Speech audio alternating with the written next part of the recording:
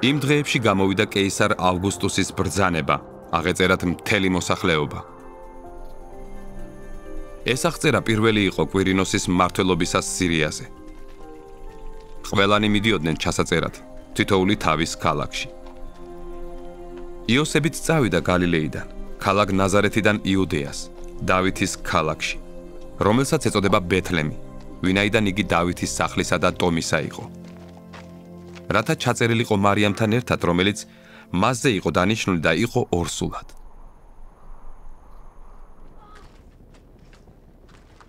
მათი იქ ყოფნისას შეუსრულდა მარიამს მშობიარობის დღეები.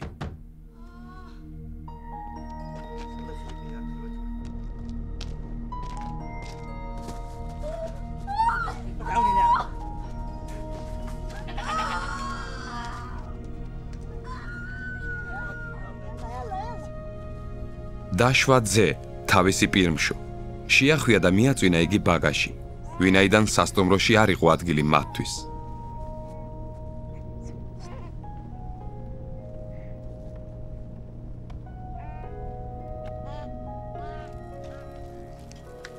იმ მხარეში იყვნენ მწყემსები მინდვრად და ღამით დარაჯობდნენ თავიანთ სამწყსოს.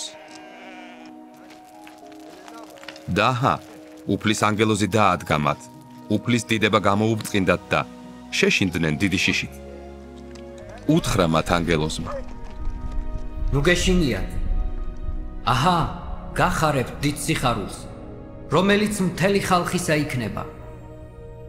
ვინაიდან დღეს დავითის ქალაქში თქვენთვის იშვა მაცხოვარი, რომელიც არის ქრისტე უფალი. და ნიშნად ეს გექნებათ. იმ ყრმას პოვებთ შეხვეულს და ბაგაზე მწოლარეს. დაუეცრად გაჩნდა ანგელოზთა დიდძალი ლაშქარი ციდან, აქებდნენ ღმერთს და ამბობდნენ: დიდება მაღალთა შინა ღმერთს, მშვიდობა ქვეყანაზე და კაცთა შორის საწმოე.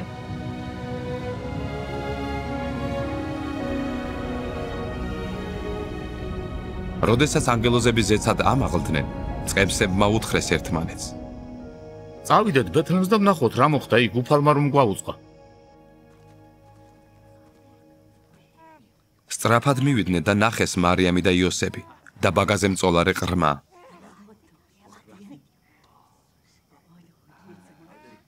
დანახვისთანავე უამბეს იმის შესახებ, რაც ეთქვათ მათ ამ ყრმაზე. ვინც კი ისმენდა, ყველას უკვირდა, რასაც მწყემსები უამბობდნენ მათ. მარიამმა კი ჩაიმარხა ყოველი სიტყვა და ჩაიდო ისინი გულში. დაბრუნდნენ მწყემსები, თანადიდებდნენ და აქებდნენ ღმერთს ყოველივე იმის გამო, რაც ესმათ და იხილეს, როგორც ეთქვათ მათ. როგორც კი 8 დღე შესრულდა მის წინადასაცვეთად, დაარქვეს მას სახელი იესო, ანგელოზის მიერ დარქმეული მუცელში ჩასახვამდე. ხოლო როცა გასრულდა მათი განწმენდის დღეები, მოსეს რჯულის მიხედვით აიყვანეს იგი იერუსალიმს უფლის წინაშე წარსადგენად. როგორც უფლის რჯულში წერია: ყოველ მამროვანს, რომელმაც განაპოს საშო, უფლის წმიდა ეწოდოს. და შესწირონ მსხვერპლად 2 გვრიტი, ან 2 მართვე მტრედისა. როგორც უფლის რჯულშია ნათქვამი.